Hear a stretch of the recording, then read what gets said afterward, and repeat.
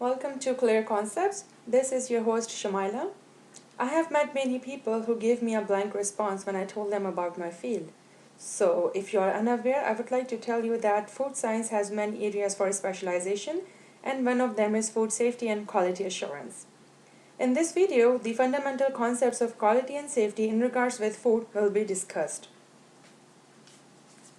I would like to start off with the important trio of consumer, government, and food industry.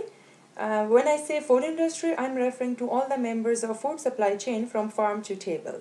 And that includes food producers, manufacturers, processors, service providers, etc. So how does this trio work? First, we have consumers who, when it comes down to food, have many demands and needs. They want food industry to provide them with the food that lives up to their expectations. Consumers rely on government to monitor the activities within the food industry and to implement the laws and regulations.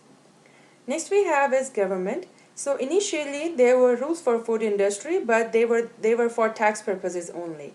But when it was realized that food related issues are pretty serious and affect public in a great way, governments introduced laws and regulations which are now mandatory for food industry and require it to produce safe quality food for consumers. Each country has its own organization that deals with public health and safety. In Canada, we have Health Canada and CFIA, which is Canadian Food Inspection Agency. Government also has certain guidelines for consumers to follow, for example, guidelines on proper handling of food so that they do not get illness during the store to fork phase of the chain. Last on the list we have is food industry, which solely exists to meet consumers' demand and expectations, which is of course a way to make money for them. They are required by government organizations to stick with certain laws and regulations which protect consumers' rights. Food industry also has a realization that they are morally obliged to provide consumers with the products that do not cause them any harm. That's why it pays colossal attention to both the quality and safety aspect of food.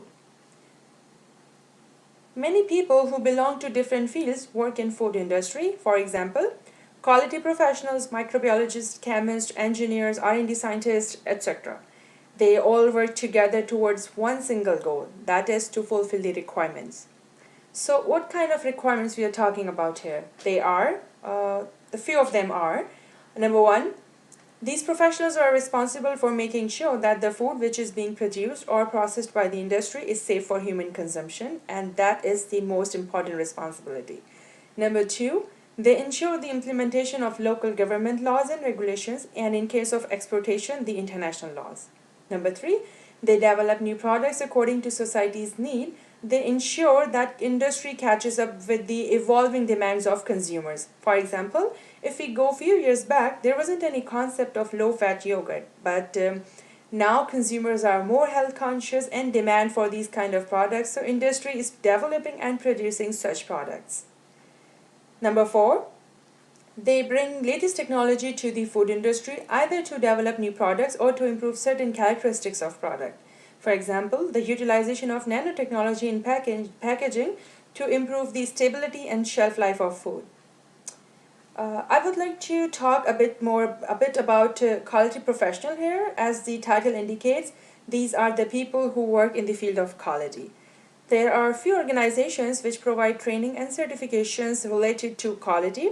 If you are interested, you can visit their official websites. I have named three of them here. They are ASQ, which is American Society for Quality, Exemplar Global, and the last one is International Register of Certificated Auditors, IRCA.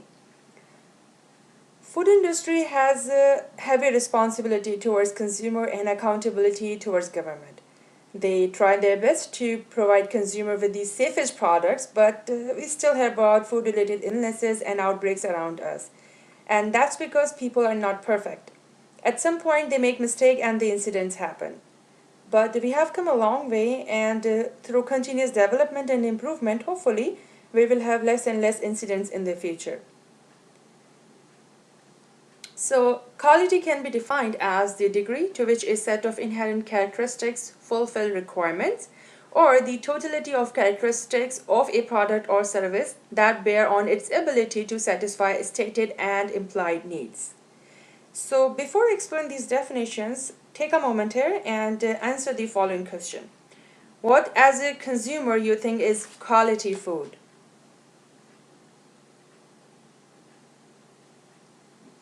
When we think about quality food, the first thing that comes in mind is its safety. When we buy a product, we consider it to be safe for consumption, since it is coming from an industry which is for us a reliable source. This is the implied characteristics of quality.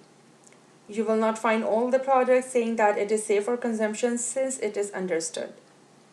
Some of the other characteristics of quality which are usually stated are performance characteristics, expiration date, label claims, etc. So now that you are aware of some implied or and stated characteristics of quality, we can go back to our definitions and simplify them. So as you can see, those bold phrases in the definitions like fulfilling of requirements, characteristics, stated and implied needs, etc. So when the product fulfills all the characteristics of quality, whether implied or stated, it is considered as a quality product. The first and foremost important quality characteristic is food safety. It can be defined as when the food is consumed as it is supposed to be, it will not cause any harm or illness to the consumer. What does that phrase mean, as it is supposed to be? Let's say your pizza box says you have to heat your pizza at 400 degrees Celsius for 30 minutes before consumption. Then you have to heat it up. According to the given instructions. Otherwise, you will jeopardize the safety of the product. These instructions are there for your safety. Consumers are supposed to follow the storing or cooking guidelines about the product, because if you don't do that, well, you cannot blame product for getting stomach flu then. In other words, our food should be free from hazard and should not pose any risk to our health. How do we define hazard? Hazard is any substance or situation that can cause harm or illness to the consumer. The simplest definition for the risk is the likelihood that the hazard present in the food will cause sickness or illness to the consumer. We cannot completely eliminate hazard from our food since it will require a very harsh treatment and compromise the product's quality. So we have to keep the fine balance between safety and quality. For some hazards, we have zero tolerance, and for others, we have certain limits, which were evaluated through hazards and risk analysis. Food safety hazards are classified into three types, that are biological, chemical, and physical.